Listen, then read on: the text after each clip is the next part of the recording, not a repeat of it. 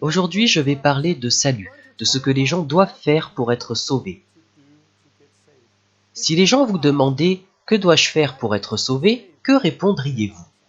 Beaucoup aujourd'hui répondraient « Vous devez prier la prière du pécheur, pour demander à Jésus d'entrer dans votre cœur. » Mais cela n'est pas ce que nous voyons dans la Bible. Pierre n'a pas dit à la Pentecôte « Inclinez la tête et demandez à Jésus d'entrer dans votre cœur en répétant cette prière. » Non, il parlait d'autre chose, il parlait de repentance envers Dieu. Il parlait de baptême en Jésus-Christ et de recevoir le Saint-Esprit. Parce qu'il nous faut la plénitude de la divinité. Nous avons besoin de Dieu, le Père, Jésus-Christ et l'Esprit Saint. Et c'est ce que nous voyons ici, repentance envers Dieu, baptême en Jésus-Christ, baptême du Saint-Esprit. Et je suis impatient de partager cet enseignement avec vous. Je crois que ça va vous provoquer, mais il va permettre à beaucoup de gens d'être libres. Alors écoutez cet enseignement et ma femme à la fin chantera une chanson. Dieu vous bénisse.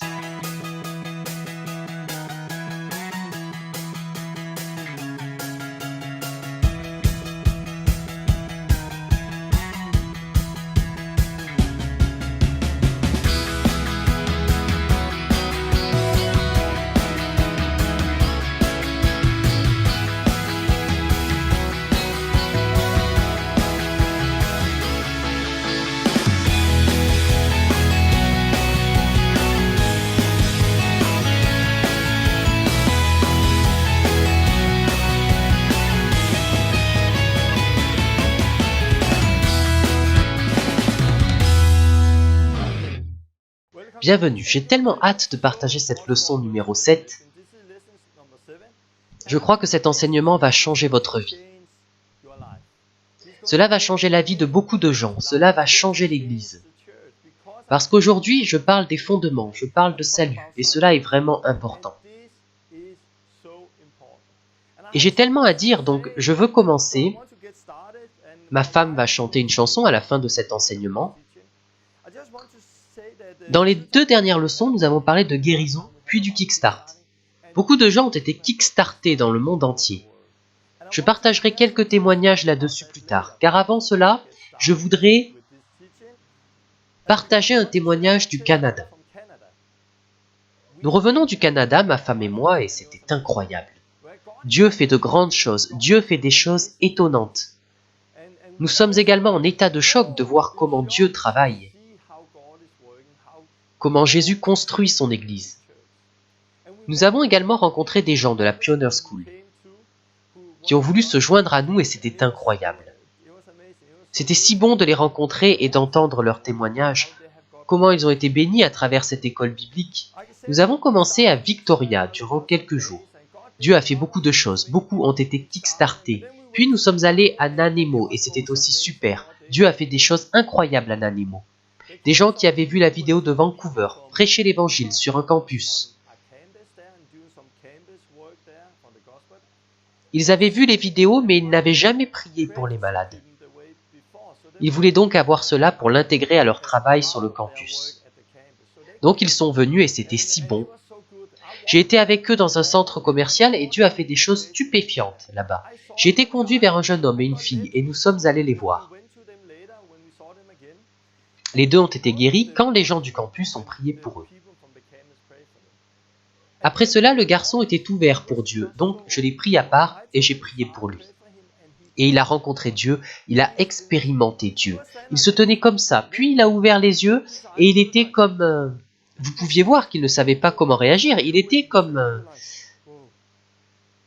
Il se promenait et je lui ai dit « Comment vas-tu » ?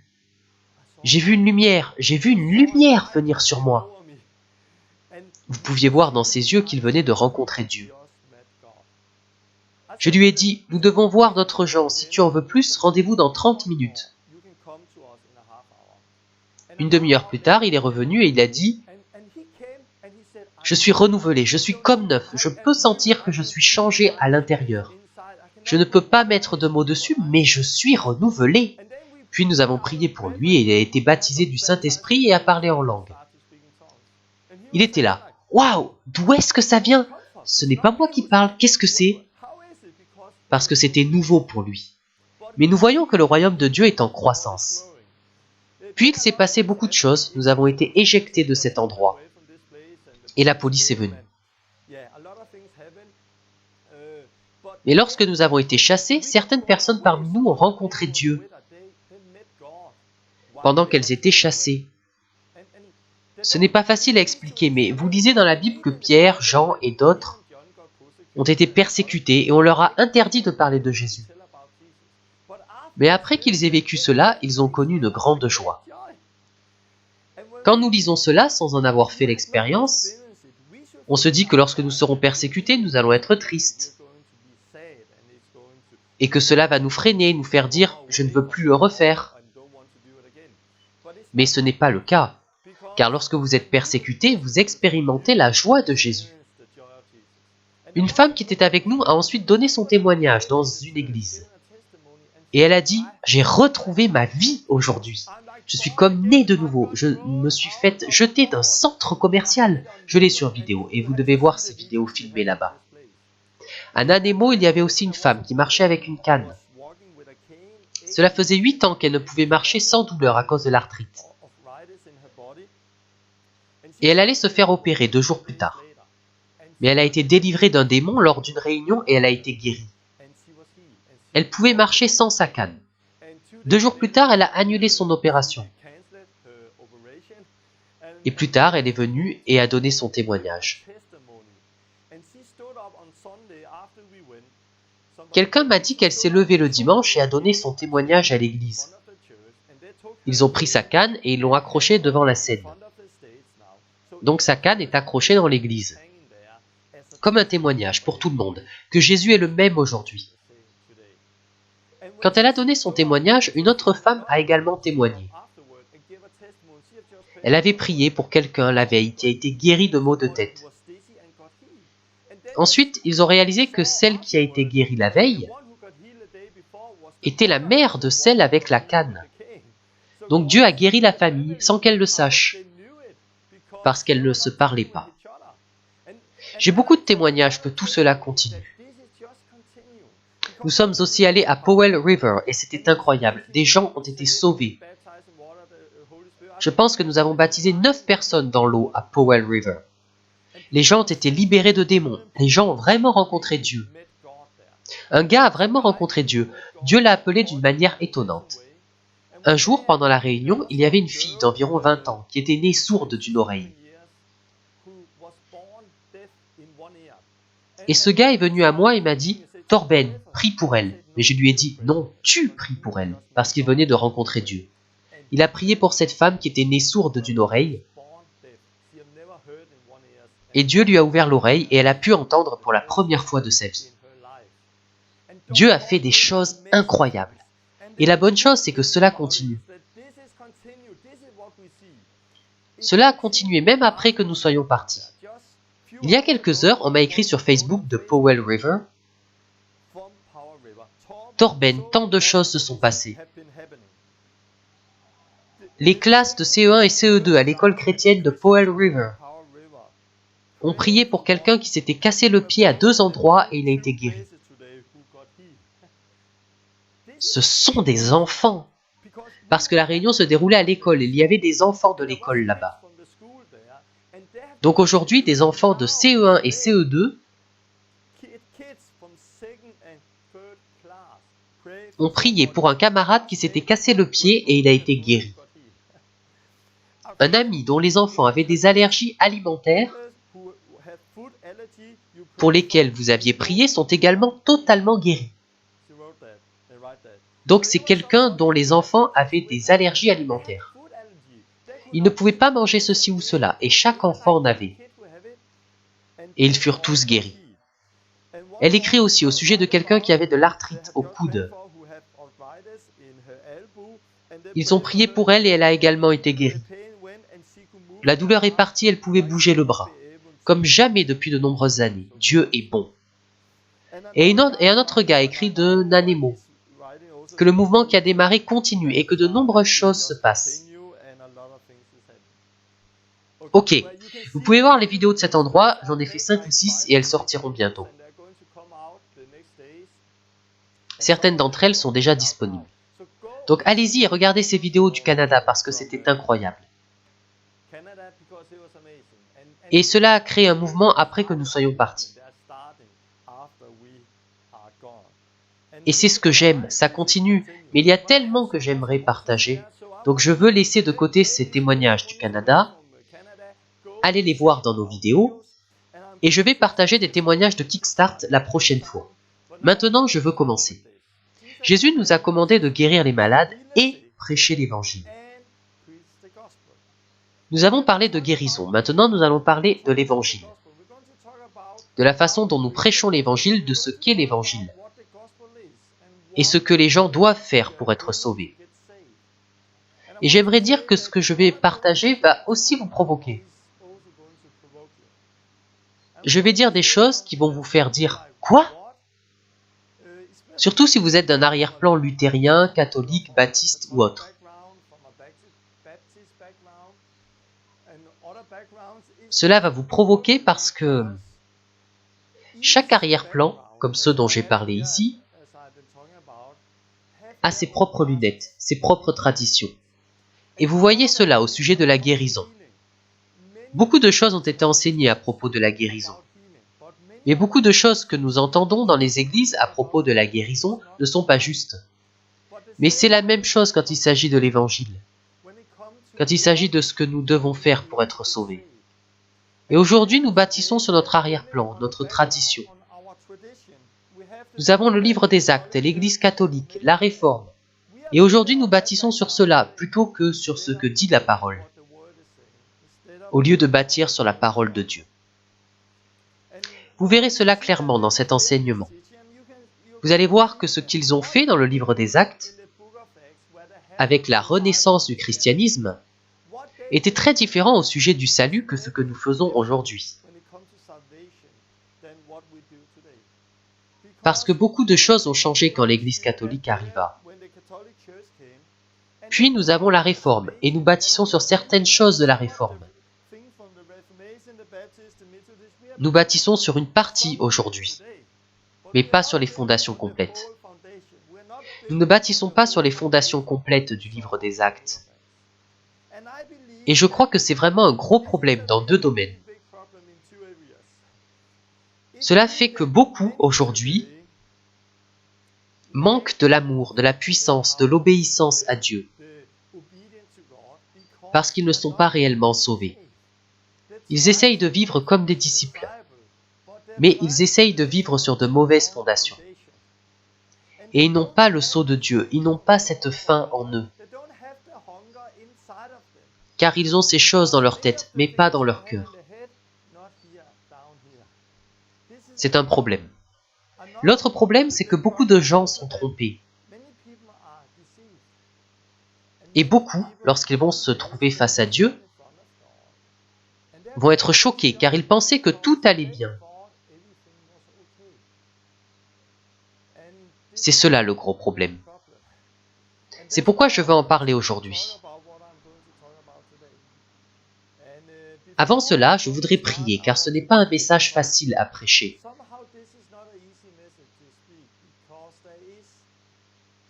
Car il y a tant de gens différents qui regardent cette vidéo. Ce serait facile pour moi si je savais exactement à qui je m'adresse. Car alors je pourrais dire les choses de manière explicite, sachant à qui j'ai affaire. Et je saurais de quelle façon dire les choses. Mais là, je suis devant une caméra avec des gens très différents. Et c'est souvent un problème de nos jours.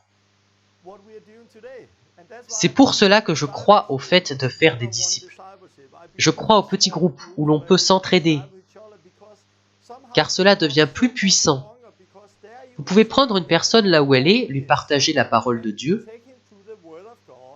et voir sa vie changer. Et si j'étais face à quelqu'un, je le ferais d'une certaine façon.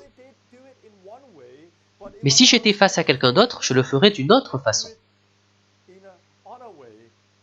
Je lui partagerais les mêmes choses, mais d'une autre façon. C'est ce qui est difficile avec ce genre de vidéo. Mais je vais prier que Dieu m'aide à partager ce message et que le Saint-Esprit vous touche à travers ce message.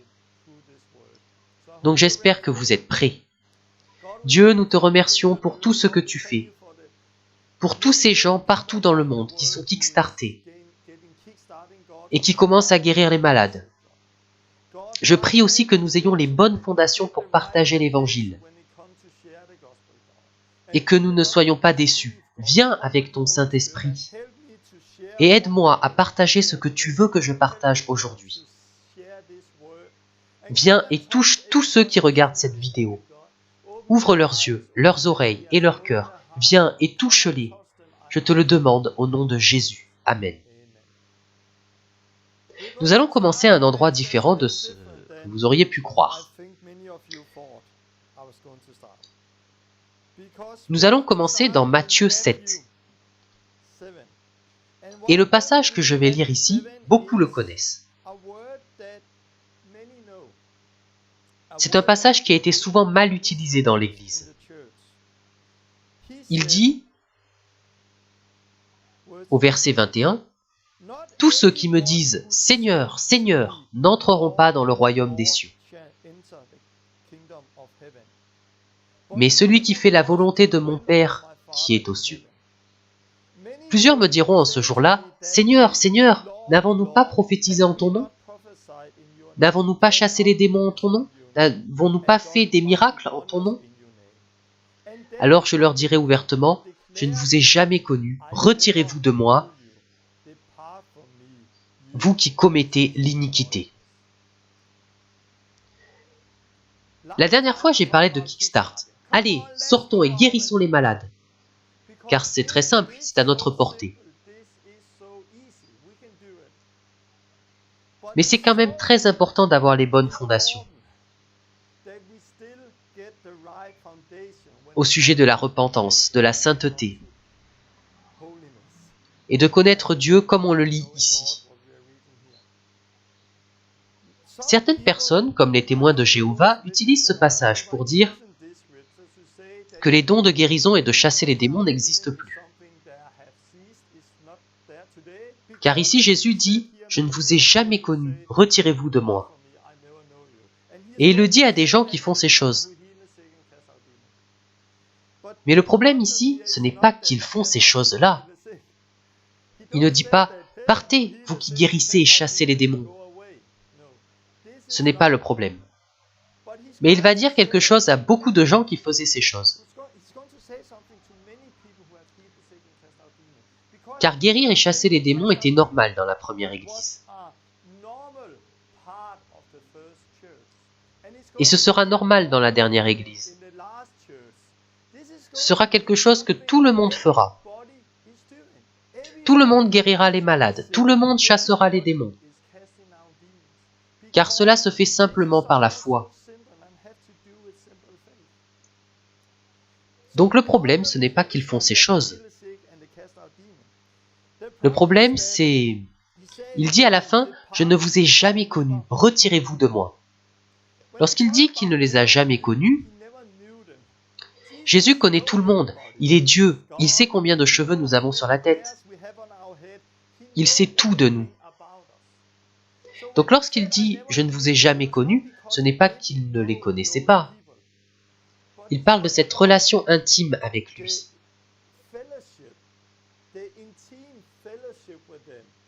De se connaître comme des amis qui vivent et marchent ensemble. Je vais prendre beaucoup de temps plus tard pour parler de connaître Dieu.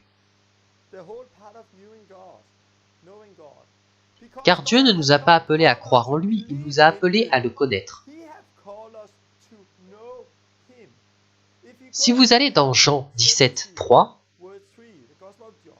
la Bible dit que la vie éternelle, c'est qu'ils te connaissent, toi, le seul vrai Dieu,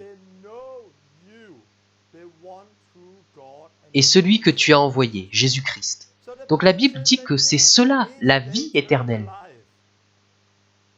Pas qu'ils croient en lui, mais qu'ils le connaissent. Lui et celui qui l'a envoyé.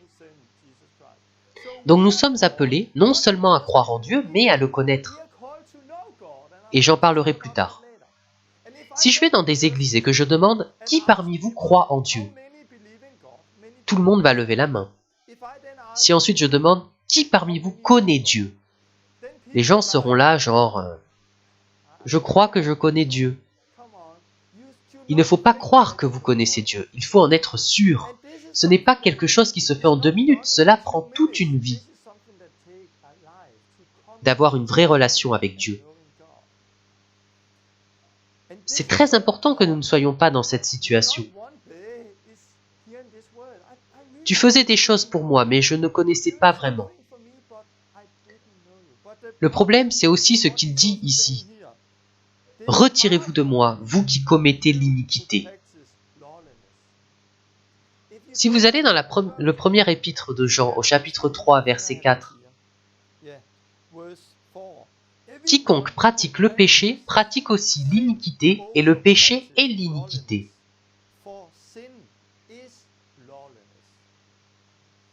Or, vous le savez, Jésus apparut pour ôter les péchés, et il n'y a point en lui de péché.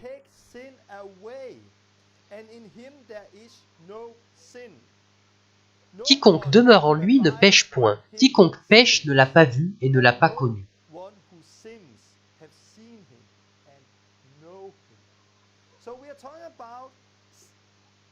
Donc Jean parle aussi de ceux qui n'ont pas connu Jésus.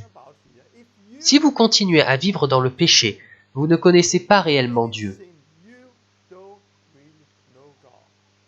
Peu importe votre position, pasteur ou autre, si vous continuez à vivre dans le péché, vous ne connaissez pas Dieu. Vous pouvez expérimenter des choses avec Dieu, même si vous ne le connaissez pas, même si vous vivez dans le péché. C'est quelque chose qu'on a du mal à comprendre. Mais Jésus a appelé les 12 disciples, leur a donné le pouvoir de guérir et chasser les démons. Et l'un d'eux était Judas. C'était un menteur et un voleur. Il a mal fini. Il est allé en enfer. Ce n'était pas un vrai disciple, mais Dieu l'a quand même utilisé. Donc le fait que quelqu'un soit utilisé par Dieu ne signifie pas que tout est OK. C'est un signe, mais ce n'est pas le signe.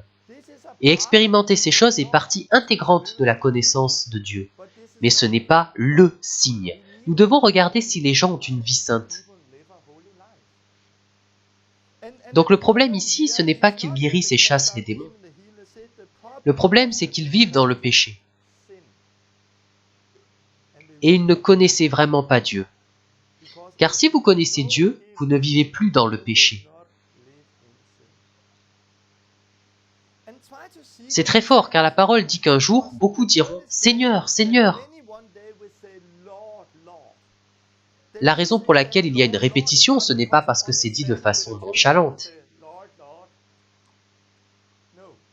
Si c'est répété, ce n'est pas parce qu'il l'a dit 2 fois, c'est parce que...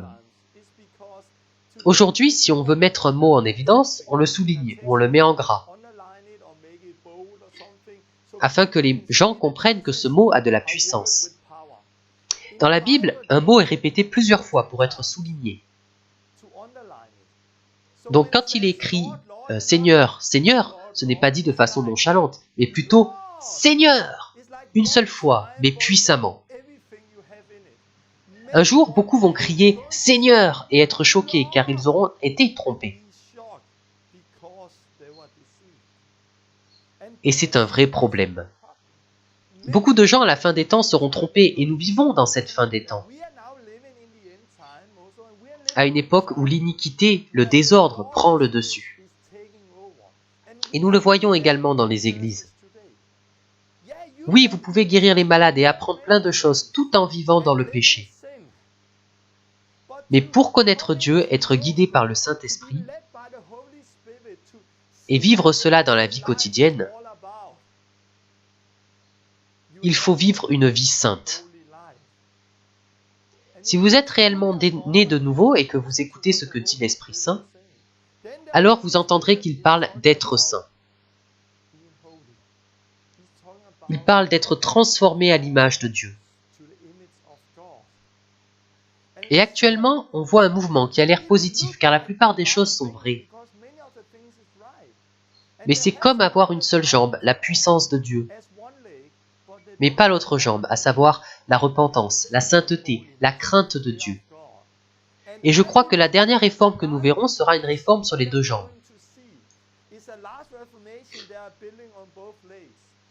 Il y aura la puissance de Dieu, mais également la sainteté, la crainte de Dieu, la vraie repentance. C'est que j'ai à cœur, et si vous me demandez ce que je revendique, beaucoup de gens ont vu mes vidéos, et là on se focalise beaucoup sur la guérison. Et des gens me demandent, ok Torben, mais concernant le reste, quel est ton point de vue? Je vous dirai ma position et ce que je crois. C'est ce que Dieu m'a dit, et ce sera partie intégrante de la dernière réforme. Mais c'est seulement la 7e vidéo sur 20, donc je vais partager encore beaucoup de choses. Mais je dois le faire petit à petit. J'ai senti que je devais commencer par la guérison avant de parler du reste. Car souvent les gens pensent qu'ils doivent être parfaits avant de pouvoir guérir les malades. Et du coup, ils ne commencent jamais. Non, vous pouvez commencer immédiatement. Mais ne vous arrêtez pas là, vous devez encore travailler à votre salut, comme le dit la Bible. Donc Jésus parle de ces gens-là, et dans les versets précédents, il dit « Un bon arbre ne peut porter de mauvais fruits, ni un mauvais arbre porter de bons fruits. » Donc vous pouvez connaître un arbre par ses fruits. Plus loin, il parle de bâtir sa maison sur le roc. Nous ne devons pas seulement écouter la parole, mais également la mettre en pratique. Et ces gens ne font qu'écouter la parole. Comme un homme qui bâtirait sa maison sur le sable. La maison va s'effondrer. Donc si on veut prétendre à la vie éternelle et rester ferme, on doit avoir la crainte de Dieu et bâtir sur la parole de Dieu. Concernant l'évangile et comment être sauvé, je voudrais dire, Paul dit qu'il n'a pas honte de l'évangile de Jésus-Christ. Car l'évangile de Jésus-Christ, c'est une puissance pour le salut de celui qui croit. L'évangile est une puissance fantastique et surnaturelle qui peut sauver des vies. La guérison, fantastique. La délivrance, fantastique. L'autre fois, j'ai prié pour quelqu'un. Il avait des peurs qu'il ne pouvait pas surmonter. Beaucoup de peur et de la solitude, à tel point qu'il voulait se suicider. Il avait des gens autour de lui. Mais dans sa détresse, il ne voyait plus les gens autour de lui. Il était seul. Alors il a voulu se suicider, la veille de notre rencontre.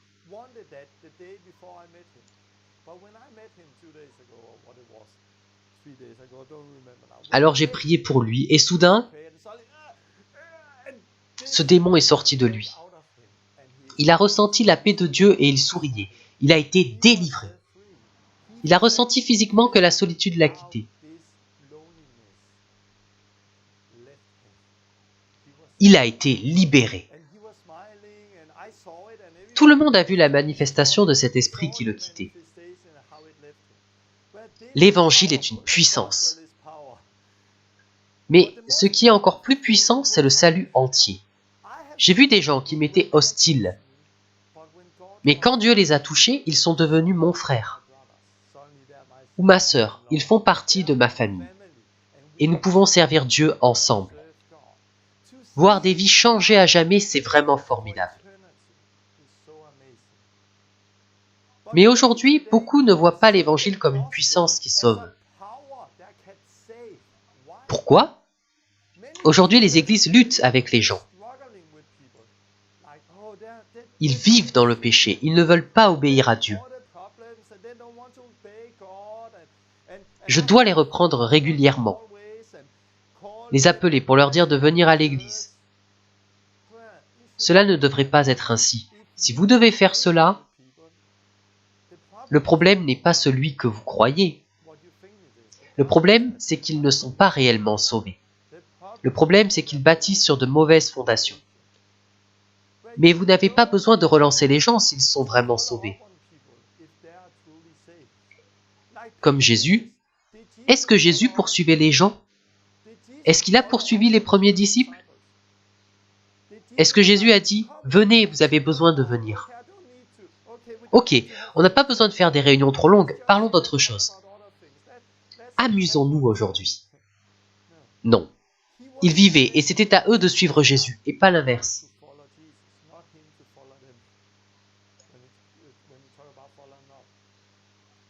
Et aujourd'hui, nous avons de grandes croisades à travers le monde, où un évangéliste fait des conférences et nous disons que des millions de personnes ont dit oui à Jésus.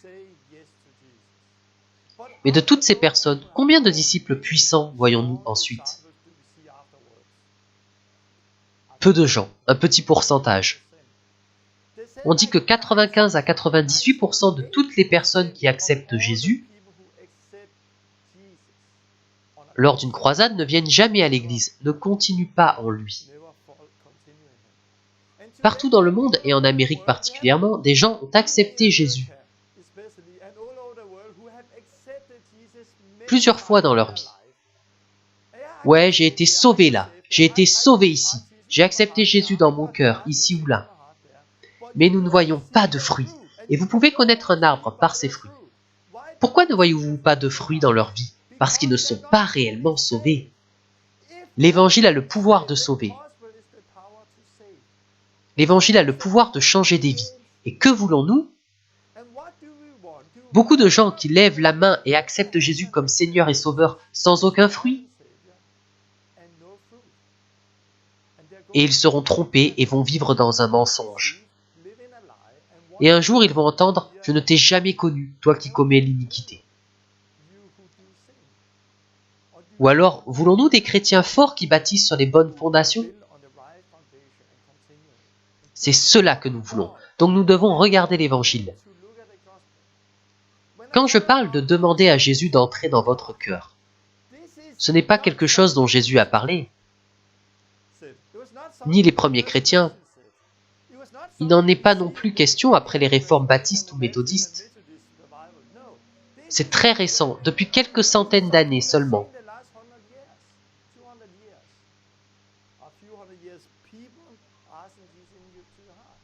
Mais au fur et à mesure, cela a été admis comme une vérité dans l'Église.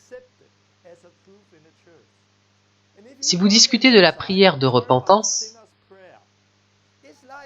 c'est tellement ancré dans nos esprits qu'on pense que c'est biblique.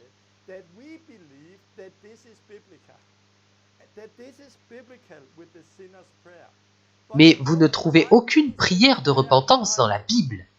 Pour être sauvés, les premiers chrétiens ne faisaient pas une prière. Pour inviter Jésus dans leur cœur, ils faisaient quelque chose de très différent. C'est pour cette raison que l'Évangile n'a pas l'air puissant. Et que les églises ont des difficultés à discipliner les gens. Car pour être sincère, beaucoup ne sont pas sauvés. Beaucoup vivent un mensonge. Je vais provoquer, je le sais. Je ne suis pas un évangéliste typique. Je n'écris pas sur Facebook « Tant de personnes ont été sauvées ». Car ce n'est pas le chiffre qui m'importe. Je veux voir des disciples forts. Il est préférable que moins de gens soient sauvés, mais qu'ils continuent en Christ. Si vous regardez l'église du Danemark, je ne veux pas paraître prétentieux, mais au Danemark, je suis l'un de ceux qui a mené le plus de gens à Christ. Et si vous observez les églises ici, vous verrez que ces gens que j'ai menés à Christ, ils sont répartis dans beaucoup d'églises. Ces gens sont plus solides que la majorité des chrétiens, car ils ont eu les bonnes fondations dès le départ. Donc ils continuent dans cette voie. Je ne dis pas que je n'ai vu personne tomber, la Bible dit que cela arrivera. Mais comme je le fais de façon biblique, je vois des chrétiens plus forts. Il y a des évangélistes qui font des gros chiffres, qui envoient des informations disant que tant de gens ont été sauvés. Mais ces gens ne continuent pas ensuite. Donc que voulons-nous? Des nombres? Ou des chrétiens forts qui obéissent à Dieu? Je pense que c'est cela que vous voulez. J'ai un autre problème par rapport au salut. Jésus dit qu'à chaque fois qu'un pécheur se repent, il y a de la joie au ciel. Cela devrait être pareil ici sur terre. Je veux me réjouir à chaque fois qu'une personne est sauvée. Mais si je lis dans un journal chrétien ou sur un site internet où qu'on me dit « Hé, plein de gens ont été sauvés », honnêtement, j'ai du mal à me réjouir. Car au fond de moi, je me demande, est-ce qu'ils sont vraiment sauvés? Est-ce qu'ils se sont repentis de leurs péchés ou ont-ils juste répété une prière? Ont-ils continué en Christ?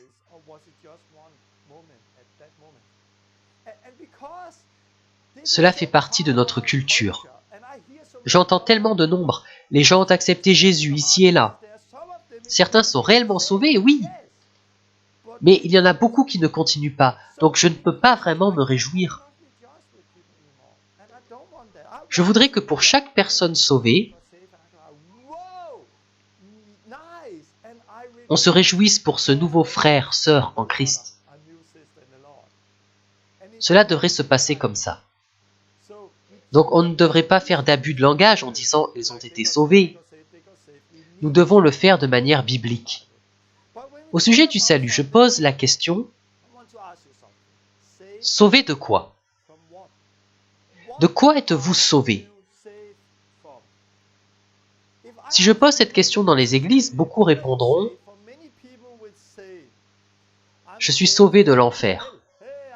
« Hé, je suis sauvé, je ne vais pas en enfer ». Si tu fais cette prière, tu n'iras pas en enfer. Tu veux aller en enfer? Non. Alors fais cette prière. Les gens prient, on se réjouit. Youpi, tu ne vas pas en enfer. Eh bien, nous ne sommes pas sauvés de l'enfer. Vous ne lisez pas dans la Bible que les premiers chrétiens se repentent et sont sauvés de l'enfer. Ce n'est pas de l'enfer que nous sommes sauvés. Nous sommes sauvés du péché. Oui, le péché mène à l'enfer. Mais nous ne sommes pas sauvés de l'enfer, nous sommes sauvés de nos péchés. Lorsque Jean le Baptiste a vu Jésus, il a dit « Voici l'agneau de Dieu qui ôte le péché du monde ». Jésus s'appelle ainsi car il nous sauve du péché. Yeshua égale Dieu sauve. Quand l'ange parle à Joseph à propos du futur enfant, il lui dit « Tu lui donneras le nom de Jésus, car c'est lui qui sauvera son peuple de ses péchés. » Donc Jésus est venu en tant qu'agneau de Dieu pour nous sauver de nos péchés. Donc si vous êtes sauvés, de quoi êtes-vous sauvés? Pas de l'enfer, mais de vos péchés. Tout est question du péché. Le péché est entré dans le monde, a détruit la relation entre nous et Dieu. Jésus est venu mourir sur la croix pour nous ôter nos péchés, afin que nous n'allions pas en enfer et que nous retrouvions cette relation avec Dieu. Le péché empêche cette relation car Dieu est saint. Donc le problème, c'est le péché, et c'est de cela que nous sommes sauvés. De même que pour la parabole de la brebis perdue, Matthieu 18:12, Luc 15:4, Jésus dit « Il y aura plus de joie dans le ciel pour un seul pécheur qui se repent que pour 99 justes qui n'ont pas besoin de repentance. » Donc il s'agit bien de voir des pécheurs se repentir et expérimenter le pardon. Si vous pensez être sauvé, mais vivez encore dans le péché, y a-t-il une contradiction? Est-il possible d'être sauvé tout en continuant dans le péché? Non. On pense que puisqu'on est sauvé de l'enfer, on peut continuer à pécher. Ce n'est pas l'enfer le problème, c'est le péché. Donc si vous continuez à pécher, vous n'êtes pas sauvé. Jésus n'est pas seulement venu pour s'interposer entre Dieu et nous, comme je l'entends souvent au Danemark et ailleurs, afin que Dieu ne voie pas nos péchés. Non, il peut voir nos péchés. Nous lisons également dans Matthieu 7, 23. « Retirez-vous de moi, vous qui commettez l'iniquité, vous qui péchez. » Il voyait leurs péchés. Et il verra vos péchés et les miens si on continue à vivre dans le péché. Mais un chrétien, c'est quelqu'un qui ne vit plus dans le péché. Car Jésus est mort sur la croix et il a fait tout ce qu'il fallait pour que le péché nous soit retiré. Si vous voulez vraiment connaître Dieu, vous devez bâtir sur les bonnes fondations. Si quelqu'un vous demande « Que dois-je faire pour être sauvé ?» quelle serait votre réponse? Vous lui diriez d'inviter Jésus dans son cœur? Personnellement, je prie avec eux, ils confessent et ils répètent après moi. Je n'ai aucun problème avec cela, c'est bien de prier pour les gens. Le problème, c'est si vous ne leur expliquez pas l'évangile, ou si vous leur dites « Tu es sauvé, tu iras au paradis ». Je fais cette prière pour voir si les gens sont ouverts, et s'ils le sont, le Saint-Esprit viendra. Mais ce n'est pas grâce à la prière, c'est juste pour prendre du temps avec la personne. Ce n'est pas une prière magique qui sauve les gens. C'est une question de cœur, s'ils ont compris l'évangile. Comment partage-t-on l'évangile? Je vais regarder comment Pierre partageait l'évangile. Au début du livre des Actes, juste après que le Saint-Esprit ait été déversé sur les gens, Pierre prêche l'évangile, mais on ne sait pas tout ce qu'il a dit. Le livre des Actes, ce n'est pas de la théologie systématique.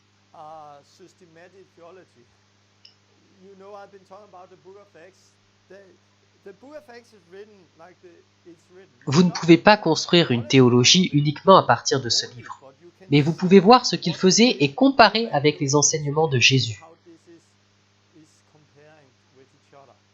Et ensuite, vous pouvez construire une théologie.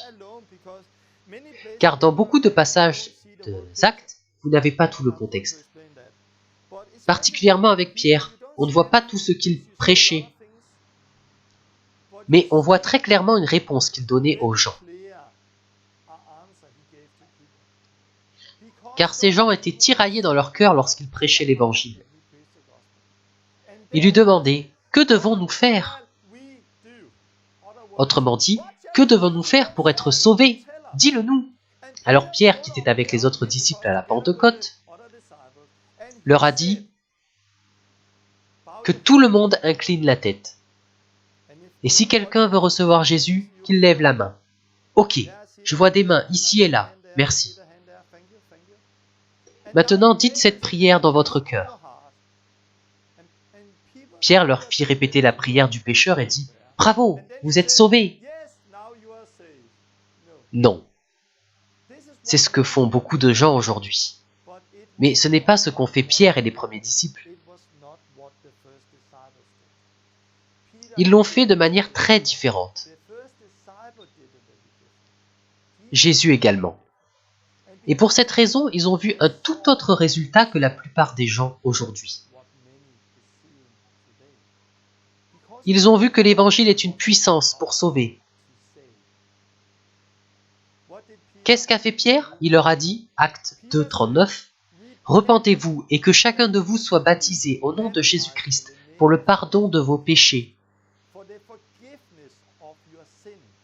Et vous recevrez le don du Saint-Esprit, car la promesse est pour vous, pour vos enfants,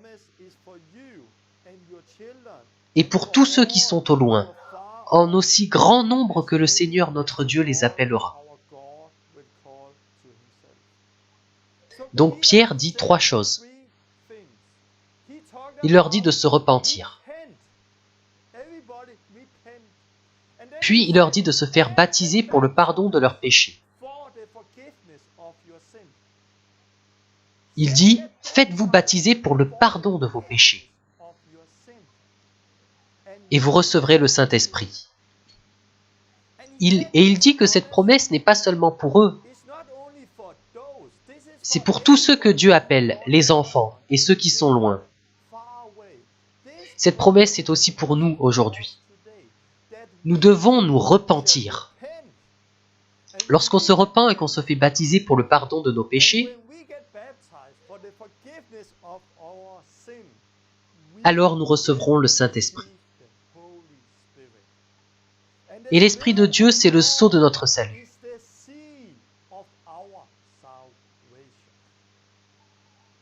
C'est ce que dit Pierre, et c'est ce que faisaient les premiers chrétiens. Ces trois choses. La dernière fois, je disais qu'il faut toujours regarder à Jésus lorsqu'on parle de théologie. Donc observons Jésus et voyons si Pierre faisait ce qui lui a été commandé. Sur la question du prêche de l'Évangile. Au début de Marc et Matthieu, les premiers mots qui sortent de la bouche de Jésus sont « Dès ce moment, Jésus commença à prêcher et à dire « Repentez-vous, car le royaume des cieux est proche. » Matthieu 4, 17. Donc les premiers mots qui sont sortis de la bouche de Jésus étaient « Repentez-vous ». Les premiers mots prononcés par Pierre étaient « Repentez-vous ». Et la Bible dit que nous devons prêcher la repentance au monde entier. Repentez-vous de vos péchés. Détournez-vous de vos péchés et tournez-vous vers Dieu. Repentez-vous de vos péchés envers Dieu. C'est ce que Jésus prêchait. Et c'est aussi ce que prêchaient Pierre et les premiers disciples. On peut alors se demander, et le baptême en Jésus-Christ, c'est aussi quelque chose que Jésus faisait? Non, il ne le faisait pas, mais il le prêchait. Ce que vous devez comprendre, c'est que, quand Jésus marchait ici sur terre, c'était toujours l'ancienne alliance. C'était avant la croix. Et le baptême dans l'eau est en rapport avec la mort et la résurrection de Christ. Jésus est mort sur la croix, il a été enseveli, puis il s'est relevé. Et le baptême dans l'eau en Jésus-Christ, c'est une image de cela. Donc quand nous sommes baptisés, nous le sommes dans la mort de Jésus. Et nous nous relevons avec lui pour vivre une nouvelle vie. Donc dans les 4 évangiles, personne n'est baptisé en Jésus-Christ. Car il n'y avait pas de baptême dans l'eau en Jésus-Christ. Personne ne recevait le Saint-Esprit à ce moment-là. Car il n'avait pas encore été versé. Il a été versé la première fois à la Pentecôte, après que Jésus soit ressuscité. Et aujourd'hui, beaucoup de gens ne comprennent pas cette vérité et sont trompés. Lorsque je dis aux gens qu'il est important d'être baptisé d'eau et de recevoir le Saint-Esprit, on m'a souvent répondu « Mais non, mais non ! Et le brigand sur la croix, il n'a pas été baptisé ?» Non, il n'a pas été baptisé. Car il n'y avait pas ce baptême d'eau. Personne n'a été baptisé dans les évangiles, en Jésus-Christ. Le baptême se rapporte à la vie qu'on doit vivre après s'être repenti. Ça se rapporte à la libération du péché pour vivre une vie sainte. Afin que, lorsque nous serons devant Dieu, nous n'entendions pas ces mots « Retirez-vous de moi, vous qui commettez l'iniquité ». Mais le brigand sur la croix allait mourir peu de temps après. Il n'avait pas besoin de faire tout ce qui était nécessaire. Car il a été instantanément pardonné de ses péchés. Puis il est mort et est monté au royaume de Dieu. Mais vous ne vivez pas à cette époque et vous n'êtes pas cloué sur une croix. Donc vous ne pouvez pas vous comparer à cet homme.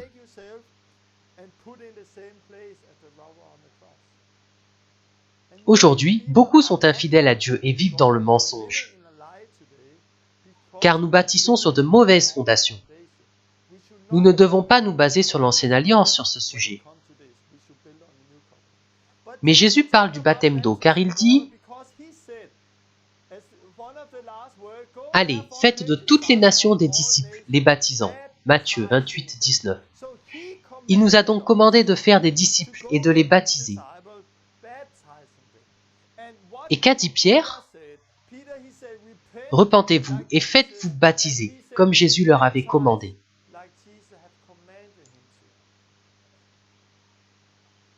Qu'en est-il du Saint-Esprit? Jésus a dit à ses disciples, « Et voici, j'enverrai sur vous ce que mon Père a promis, mais vous, restez dans la ville, jusqu'à ce que vous soyez revêtus de la puissance d'en haut. » Luc 24, 19. Il parlait ici du Saint-Esprit, puis dans Jean 16, il parle du Saint-Esprit. Et il leur dit qu'un jour viendra où ils prieront en son nom.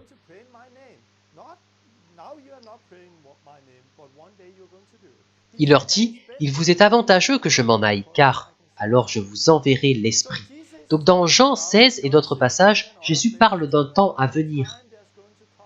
Et nous vivons dans ce temps, nous prions au nom de Jésus. Les disciples ne faisaient pas cela de la même façon. Mais aujourd'hui, nous vivons à cette époque, après la crucifixion. Donc Jésus parlait de la repentance, du baptême d'eau et du Saint-Esprit. Et ce n'est pas valable uniquement pour les disciples, mais pour tous ceux que Dieu appelle. Les gens au loin, les enfants et leurs enfants, etc. Donc si quelqu'un avait demandé à Pierre, « Que dois-je faire pour être sauvé ?» Ou si quelqu'un avait demandé à Jésus après la croix, « Que dois-je faire pour être sauvé ?» il n'aurait pas répondu, « Faites la prière du pécheur. » Mais repentez-vous de vos péchés.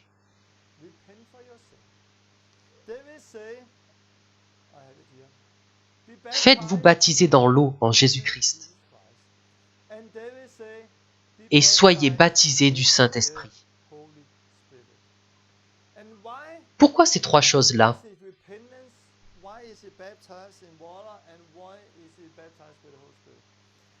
Car nous croyons en Dieu, le Père, en Jésus, le Fils, et au Saint-Esprit. Beaucoup essayent de vivre comme des disciples avec seulement une ou deux de ces choses. Il y a des gens qui ont Dieu, croient en Jésus. Mais le Saint-Esprit ne fait pas partie de leur vie. Et à cause de cela, ils n'ont pas la plénitude de Dieu. Et ils sont trompés. Donc ce qu'on voit ici, c'est la divinité. Car il y a la repentance envers Dieu, le baptême d'eau en Jésus-Christ,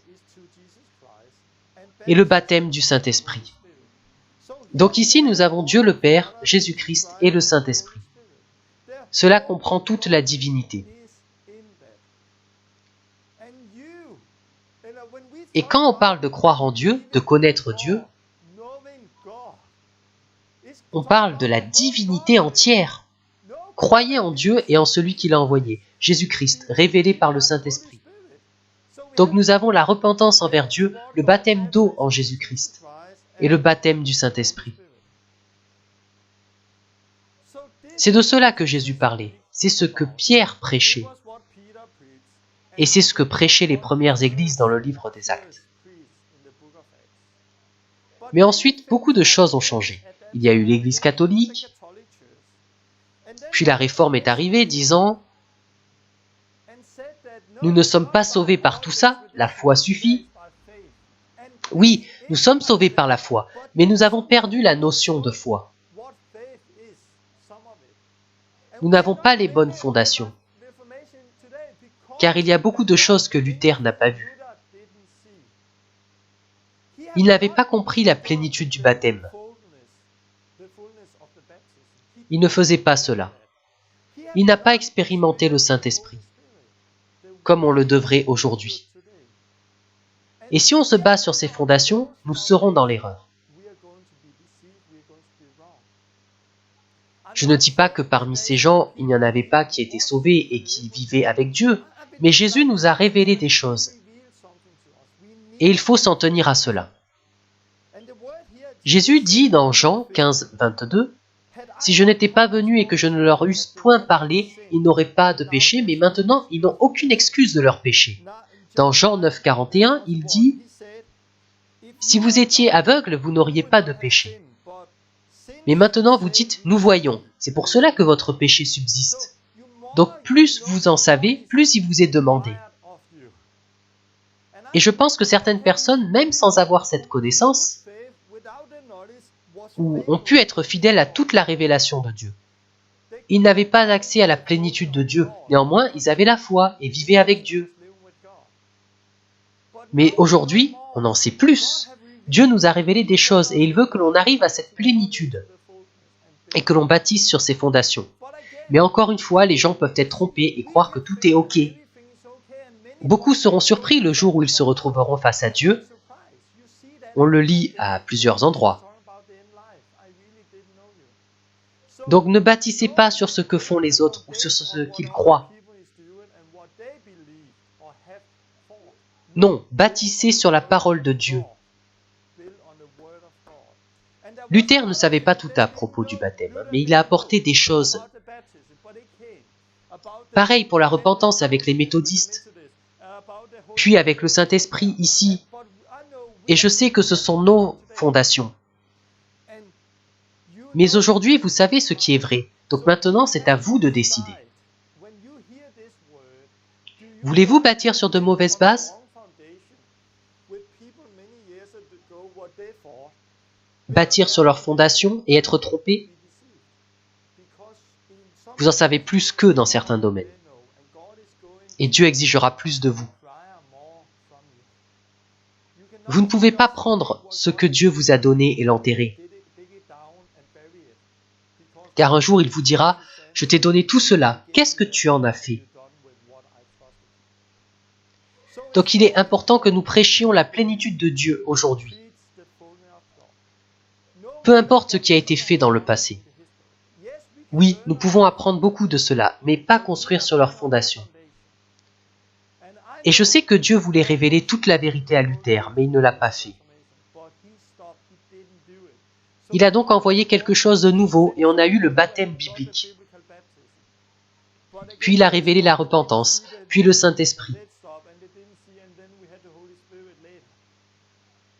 Mais pour nous qui vivons dans la fin des temps, Dieu va tout révéler. Qu'en est-il de la foi? La Bible dit « Crois et tu seras sauvé ». Effectivement, tout est question de foi. Mais nous devons comprendre ce qu'est la foi.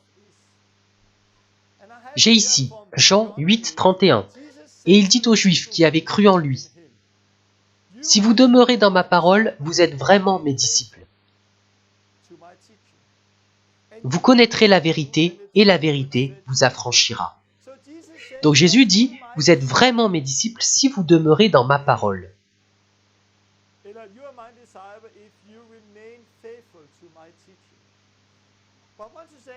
Jésus disait cela à des gens qui croyaient en lui. Ma question était, qu'est-ce que ça signifie croire en lui? Devait-il croire que Jésus a réellement existé? Non, il ne parlait pas de cela. Car à l'époque, combien croyaient que Jésus était une personne réelle?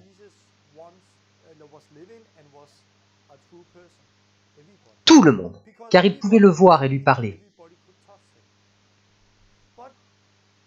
Mais 2000 ans plus tard, la notion de croire en Jésus a changé. Ce n'est plus croire en sa parole et la mettre en pratique, mais croire à son existence passée. Donc si je vais voir des chrétiens et que je leur demande « Croyez-vous en Jésus ?» Ils répondront « Oui, je crois en lui. »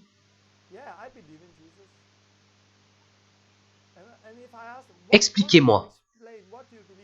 Je crois que Jésus a vécu sur terre et a fait des miracles. Vivez-vous dans le péché? Oui. Mais Jésus a dit de se repentir. Oui, mais... Je crois qu'il a existé, mais je ne fais pas cela. Il a dit de se faire baptiser. Oui, mais on ne fait pas cela ici. Mais je crois qu'il a vraiment existé. Mais ce n'est pas cela la foi. La foi biblique, ce n'est pas croire que Jésus a existé. Car à l'époque, tout le monde voyait qu'il existait. Il n'avait pas besoin de foi pour cela. Il pouvait le voir, le toucher et lui parler. Donc croire en lui, ce n'est pas tant croire qu'il a existé, c'est croire en sa parole. Au verset précédent, on lit « Comme Jésus parlait ainsi, plusieurs crurent en lui ». Quand Jésus parlait, ils croyaient que ce qu'il disait était la vérité.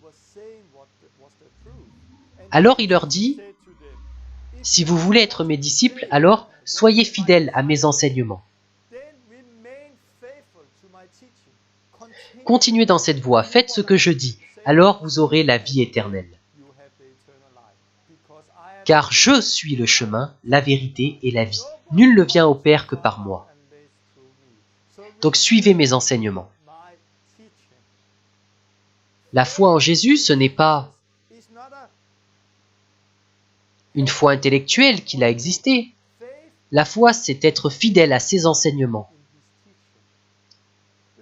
Imaginez que je sois sur une route et vous êtes sur le bord de la route.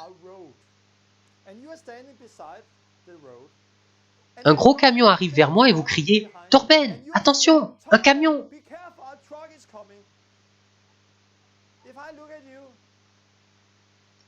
Si je crois en vous, est-ce que je peux dire « Ok, je te crois » et ne pas bouger? Non. Si je crois ce que vous dites, je bougerai.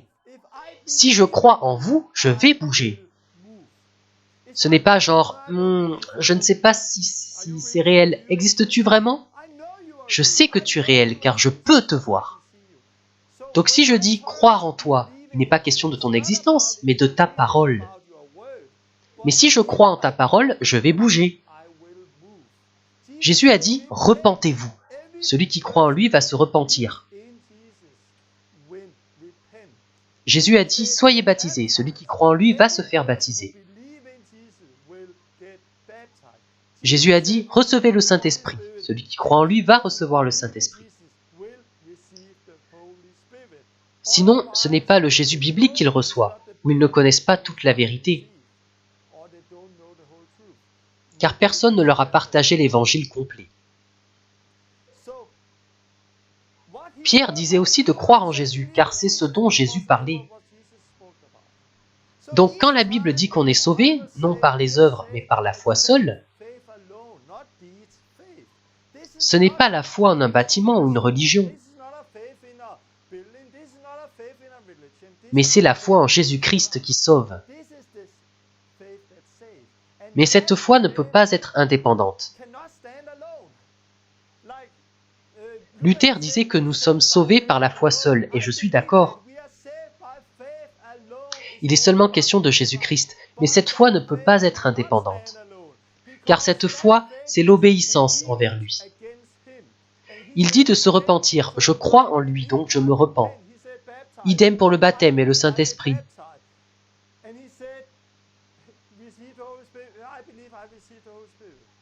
Alors je peux dire que je suis sauvé par la foi.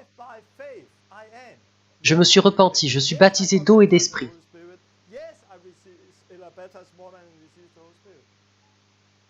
Mais je suis sauvé par la foi. Et vous verrez que dans le Nouveau Testament, à chaque fois qu'on parle de la foi, ce n'est pas dans une personne, c'est l'obéissance.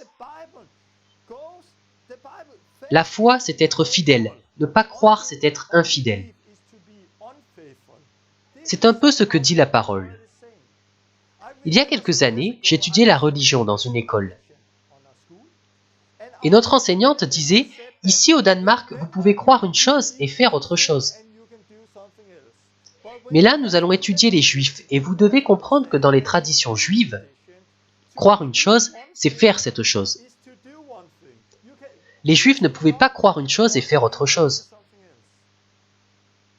Car à cette époque, croire et faire, c'était la même chose. Elle disait cela et elle avait raison à propos des Juifs. Mais elle avait tort de dire qu'aujourd'hui, nous pouvons croire une chose et faire autre chose. Donc si on me demande « Que dois-je faire pour être sauvé ?» je répondrai « Crois en Jésus et tu seras sauvé. » Mais de nos jours, il faut expliquer ce qu'est la foi. Expliquer ce que c'est que de croire en Jésus.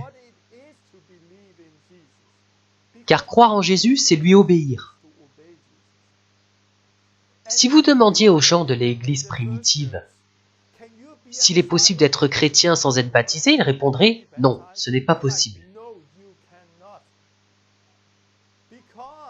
Dans l'Église primitive, ils n'avaient pas la prière du pécheur. Ils avaient la repentance et le baptême, puis ils recevaient le Saint-Esprit.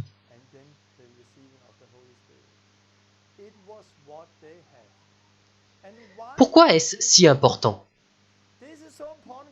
Car tout ceci a un rapport avec le péché. Jésus est venu nous sauver du péché. La repentance signifie qu'on se détourne de nos péchés. Et alors on reçoit un nouveau cœur, une nouvelle nature. Donc si vous vous êtes sincèrement repenti, vous ne pouvez plus vivre dans le péché. J'en parlerai plus tard, car les 3 prochaines leçons auront pour sujet ces 3 choses.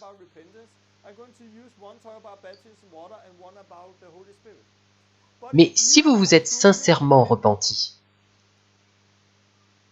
ce n'est pas seulement quelque chose que vous faites, mais aussi quelque chose que Dieu fait. Il enlève l'ancien cœur et vous en donne un nouveau.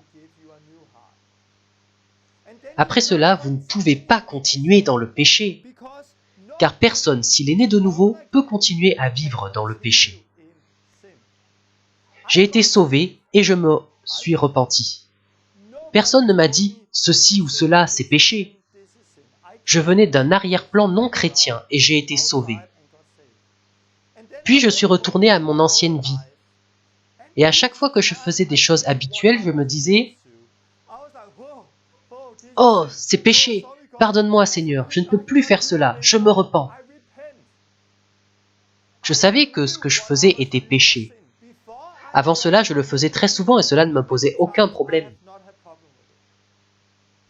Mais à partir de ce moment, je ne pouvais plus. Pourquoi? Car Dieu m'avait donné une nouvelle nature.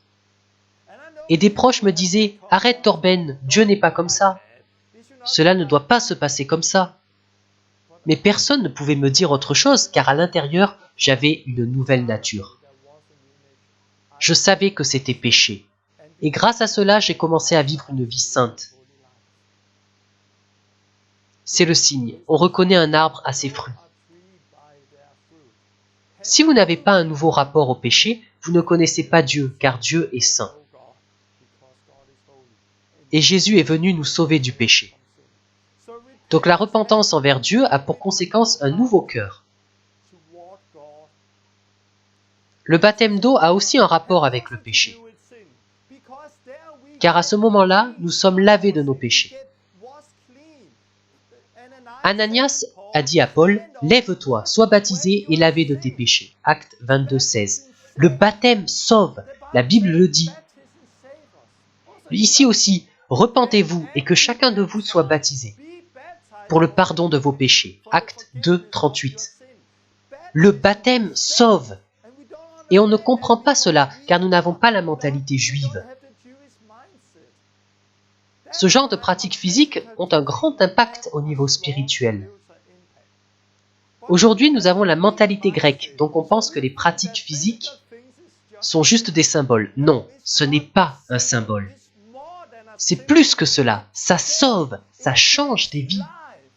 J'ai vu beaucoup de gens être libérés de démons pendant leur baptême. Des gens sont guéris et libérés du péché quand ils se font baptiser.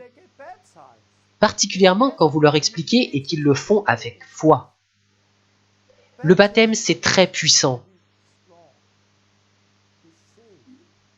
car le salut se rapporte au péché. Nous en sommes libérés par le baptême.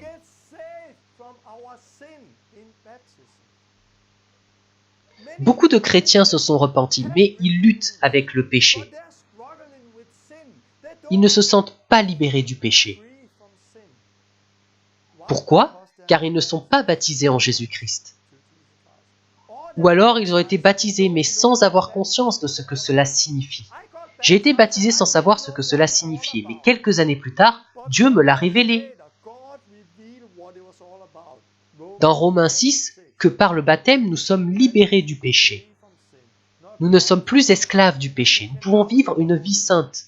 Le péché n'a plus de pouvoir sur nous, car nous ne sommes plus sous la loi, mais sous la grâce. Tout ce chapitre parle de la délivrance du péché. Et il commence avec le baptême. Quand j'ai découvert cela, soudain je me suis senti libre. Plus de condamnation, j'étais libre. J'ai été libre, à ce moment j'ai été libéré du péché. Et je suis encore libre aujourd'hui. Et grâce à ça, je me sens plus audacieux devant Dieu. Car je n'ai pas honte, car je suis libéré du péché. Beaucoup n'ont pas expérimenté cela, car ils n'ont pas été baptisés. Et ils ne connaissent pas la signification. Les premiers chrétiens savaient. Et pour cette raison, ils ont expérimenté une libération du péché. Une libération envers Dieu. Et c'est vraiment nécessaire pour arriver à cette vie forte qu'on lit dans le livre des Actes. Le baptême du Saint-Esprit est aussi important. Ce n'est pas seulement le parler en langue. C'est un signe, mais ce n'est pas que ça. C'est plus que ça. Ce n'est pas seulement le pouvoir d'évangéliser, c'est plus que ça. Le Saint-Esprit va traiter avec le péché dans notre vie et nous sanctifier afin que nous soyons saints comme Dieu. Ce sont aussi des fruits du Saint-Esprit, nous révéler le péché et la parole, Jésus.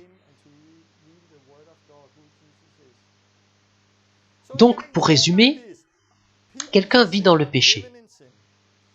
Puis il se repent et demande le pardon pour ses péchés. À ce moment, Dieu lui donne un cœur nouveau. Puis il est baptisé en Jésus-Christ. Au revoir le péché. Au revoir l'ancienne nature. Maintenant, il est lavé. Il est quelqu'un de nouveau. Tout est parti. Mais il a aussi besoin de la puissance nécessaire pour vivre cette nouvelle vie. Dieu veut travailler dans sa vie, continuer à le nettoyer, afin qu'il soit de plus en plus saint. Donc le Saint-Esprit vient, afin qu'on puisse vivre une nouvelle vie.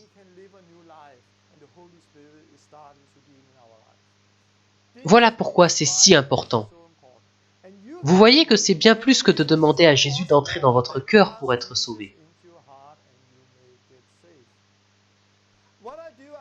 Je voudrais terminer en parcourant le livre des Actes pour trouver d'autres passages où des gens sont sauvés. Il y a plusieurs passages dans la Bible où on lit que des multitudes étaient sauvées, 3000, puis 5000. Mais il y a aussi des passages où l'on voit un peu plus. Et on peut beaucoup apprendre de ça. Livre des Actes, au chapitre 8. Philippe était en Samarie. Ici, on nous parle de la foi. Philippe était nouveau dans la foi. Il était en charge du service aux tables. Mais à cause de la persécution, il s'est retrouvé en Samarie et il a vu un réveil. Il ne connaissait pas le Saint-Esprit, c'était nouveau pour lui. Donc, quand il rencontrait des nouveaux convertis, il est baptisé immédiatement en Jésus-Christ. Mais comme il n'avait pas prié pour le baptême de l'Esprit, les disciples leur ont imposé les mains. Et ils ont reçu le Saint-Esprit. J'ai baptisé de l'Esprit Saint beaucoup de gens. Et comme les apôtres, je rencontre des gens qui n'ont pas la plénitude de Dieu. Ils ont la repentance et le baptême d'eau, mais ils n'ont pas la plénitude. C'est pour ça que, comme dans Acte 8, nous devons imposer les mains pour qu'ils reçoivent le Saint-Esprit. Un type appelé Simon a pu voir que le Saint-Esprit a été donné par les apôtres. Comment a-t-il vu cela? Et comment les apôtres savaient que ces gens n'avaient pas reçu l'Esprit? Car il y a toujours un signe quand les gens reçoivent le Saint-Esprit. Parler en langue ou prophétiser. C'est toujours le signe. Ils ouvrent la bouche et quelque chose en sort. Au début du livre des Actes, on lit qu'ils parlaient en d'autres langues et que les autres les comprenaient. Ceci n'arrive pas souvent, mais cette période était très spéciale car à cette époque, il y avait des gens de différents pays en Israël et Dieu voulait leur montrer que le baptême de l'Esprit a aussi à voir avec la prédication de l'Évangile. J'ai baptisé quelqu'un de l'Esprit il y a 2 semaines et elle a senti l'Esprit descendre sur elle. Et elle a commencé à parler les langues personnelles. Et soudainement, elle parlait une langue étrangère. Je pouvais entendre des phrases dans une autre langue. Puis elle est sortie et a recommencé à parler en langue personnelle. Et elle louait Dieu. C'était vraiment fort. Mais la plupart des gens expérimentent seulement les langues personnelles. Et ces langues sont pour tout le monde. Les langues étrangères sont d'autres types de langues. Mais j'y reviendrai plus tard. À cause des traditions, beaucoup ne comprennent pas qu'il y a plusieurs types de langues. Donc beaucoup lisent « ce n'est pas tout le monde qui parle en langue » et pensent que c'est vrai pour toutes les langues, mais ce n'est pas le cas. Philippe continue dans Actes chapitre 8 et il rencontre l'eunuque. Ce qu'on voit ici est intéressant. On ne voit pas ce que Philippe prêche à l'eunuque, mais on voit qu'il répond « Voici de l'eau. Qu'est-ce qui m'empêche d'être baptisé ?» Donc à partir de cette réponse, on sait qu'il lui a prêché le baptême d'eau. Je vais vous poser une question. Vous avez sûrement été dans beaucoup de réunions, dans lesquelles les pasteurs prêchent et partagent l'Évangile. Dans combien de meetings avez-vous été où le pasteur prêche d'une telle façon, que la réaction des gens est de dire « Je veux être baptisé ». La plupart des gens n'ont jamais entendu le véritable évangile être prêché. Ils n'ont jamais été dans une réunion dans laquelle il était prêché l'évangile comme le prêchait Philippe, où la réaction des gens serait « Je veux être baptisé ». Pourtant, tous ceux qui prêchaient l'évangile dans le livre des Actes le prêchaient de telle sorte que la réponse des gens était « Puis-je être baptisé ?» Jamais la réponse des gens n'a été d'inviter Jésus dans leur cœur, ou de se repentir sans être baptisé. Non, le baptême était la porte d'entrée dans la nouvelle vie. Donc vous devez vous poser la question, est-ce que je prêche vraiment l'évangile si les gens ne réagissent comme l'eunuque?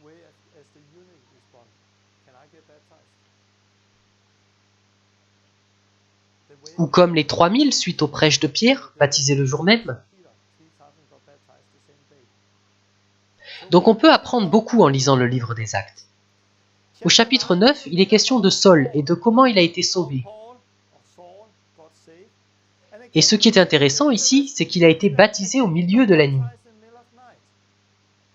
On n'y parle pas de la foi, mais elle était là, car il a été baptisé et a reçu le Saint-Esprit. On le déduit car Ananias dit « Jésus m'a envoyé pour que tu sois rempli du Saint-Esprit ». Au chapitre 10, il est question de Pierre dans la maison de Corneille. Ce qui est intéressant ici, c'est qu'il reçoive d'abord le Saint-Esprit. Et comment le savait-il? Car il parlait en langue et louait Dieu. Donc il y avait encore un signe qu'ils avaient reçu l'Esprit. Et ce signe était qu'ils parlaient en langue. Il y a toujours un signe. Puis il dit, peut-on refuser l'eau du baptême à ceux qui ont reçu le Saint-Esprit aussi bien que nous? J'ai baptisé des enfants. Quoi? Non, je ne crois pas au baptême des enfants, car ce n'est pas biblique. Mais j'ai prié pour des enfants de 10, 11, 12 ans, même 7 ans, qui ont été baptisés du Saint-Esprit et ont parlé en langue. Peut-on refuser l'eau du baptême à ceux qui ont reçu le Saint-Esprit aussi bien que nous?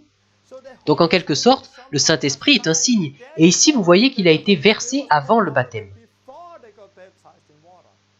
Ce que je fais en général, si je ne suis pas sûr que les gens ont bien compris l'Évangile, je prie pour eux. Et s'ils reçoivent le Saint-Esprit, c'est un signe que Dieu les a acceptés. Et si Dieu les a acceptés, je les baptise.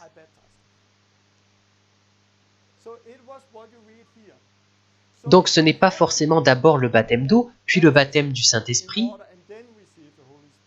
mais c'est très souvent comme ça, surtout avec les gens religieux, qui ont un arrière-plan luthérien ou catholique. Dans leur cas, c'est bien d'être baptisé d'eau avant, pour être détaché de leur tradition.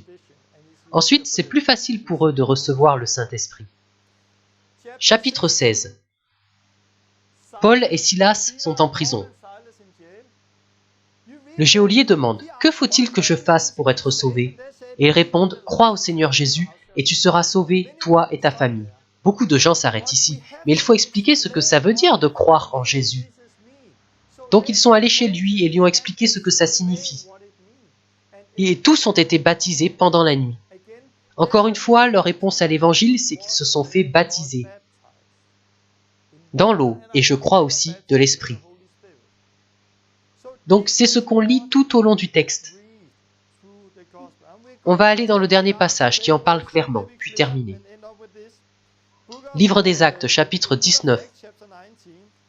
Il est question de Paul et de comment il est arrivé à Éphèse. C'est intéressant car Paul arrive à Éphèse et il trouve des disciples,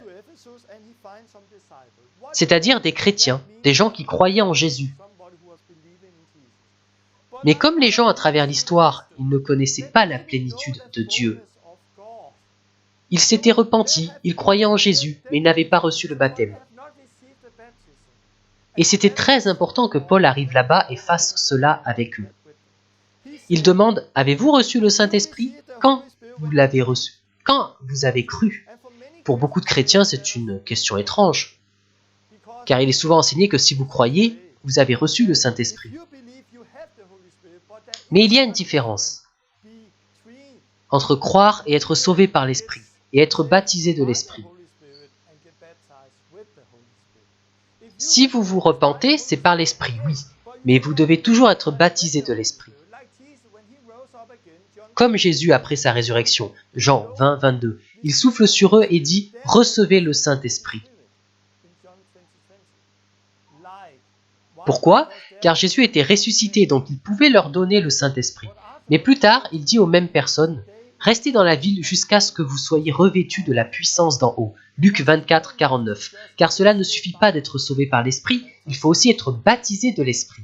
Et ils répondent « Nous n'avons pas même entendu dire qu'il y ait un Saint-Esprit ». C'est pareil pour ces églises, ces dénominations. Car aujourd'hui, beaucoup n'ont pas entendu parler du Saint-Esprit.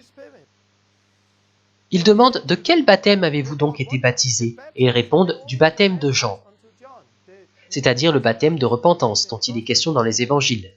Alors Paul dit « Jean a baptisé du baptême de repentance », disant au peuple de croire en celui qui venait après lui, c'est-à-dire en Jésus. Sur ces paroles, ils furent baptisés au nom du Seigneur Jésus. Lorsque Paul leur eut imposé les mains, le Saint-Esprit vint sur eux. Et ils parlaient en langue et prophétisaient. Ils ont donc été baptisés du Saint-Esprit. Aujourd'hui, dans les églises, énormément de gens sont comme ces gens à Éphèse. Ils ont seulement la repentance, ils n'ont pas le vrai baptême. Je parle des gens dans les églises luthériennes, catholiques ou autres. Ils n'ont pas le baptême. Dans d'autres églises, ils n'ont pas le baptême du Saint-Esprit. Je vous pose la question. Sur quelle fondation allez-vous construire? Un jour, beaucoup vont se retrouver face à Dieu et il leur dira « Je ne vous connais pas. Je ne vous connais pas réellement. Vous vivez dans le péché. » Vous vous retrouverez face à Jésus et non face à Luther ou John Smith. fondateur de l'Église baptiste. Non, face au frère Wesley, ni face à Moody, Finney, Spurgeon ou d'autres. Vous ne serez pas face à Evan Roberts. Vous serez face à Jésus-Christ. Sur quelle fondation bâtissez-vous? Sur vos boîtes religieuses ou sur la parole de Dieu? Pour beaucoup de gens, c'est difficile. Il y en a beaucoup dans chacune de ces boîtes.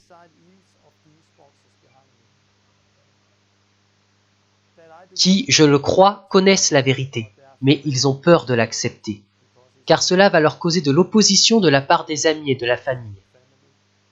Pour certains pasteurs, cela leur coûterait leur emploi. Donc ils sont trompés, car ils font confiance au système plus qu'à la parole de Dieu.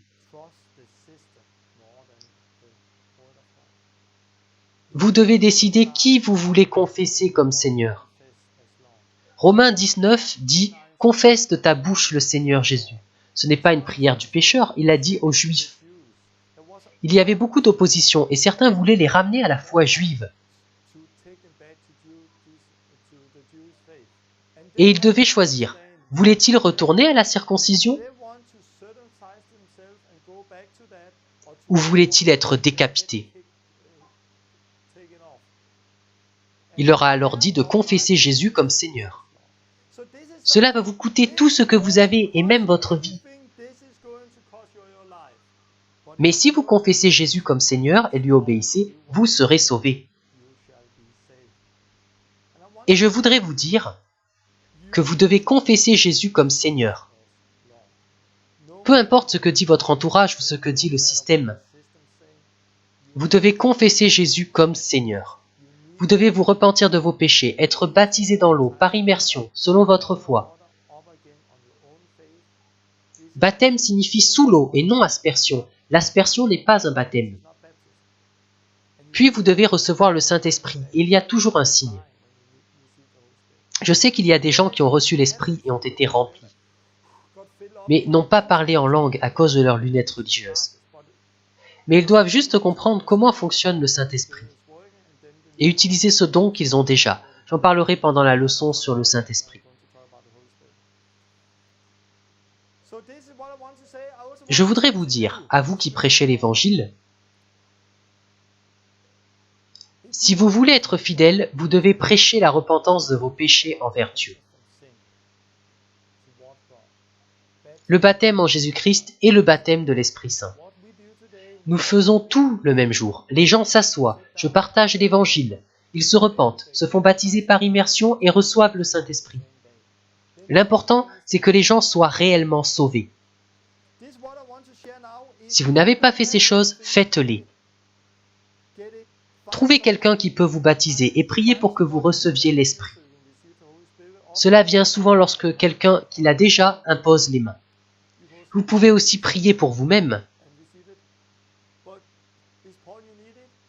Et c'est aussi important que vous partagiez le bon évangile. Les prochaines fois, je parlerai de la repentance, puis du baptême d'eau, puis du Saint-Esprit.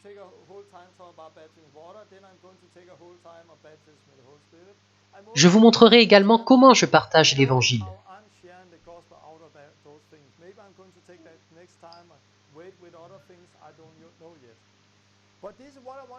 Si vous avez des questions, écrivez-moi et j'y répondrai dans les prochaines leçons.